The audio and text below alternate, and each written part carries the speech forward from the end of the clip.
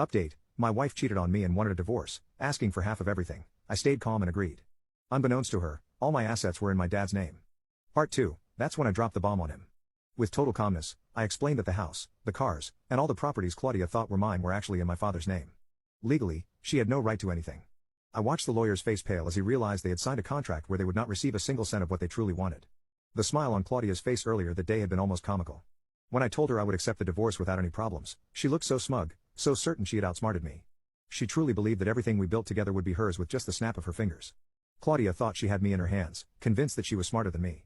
We quickly agreed on the terms of the divorce. As a good, repentant husband, I gave her access to all our accounts.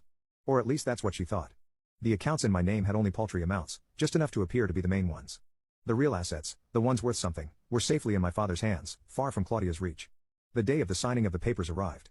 We found ourselves in her lawyer's office, a man who already saw me as easy prey. They began discussing the distribution of assets, how Claudia would keep the house, the cars, and half of our joint accounts. Claudia could not hide her satisfaction, while I maintained a facade of resignation. But inside, I was savoring every second, knowing the bomb I was about to drop.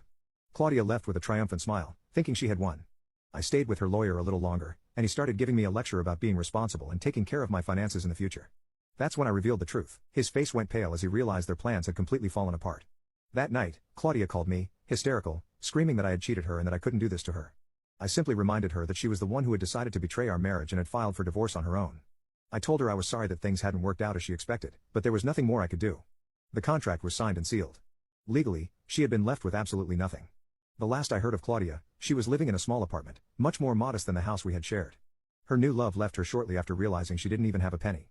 Meanwhile, I moved on with my life, wiser and more cautious, but at least with the satisfaction of knowing that in the end, it was I who won this dirty game.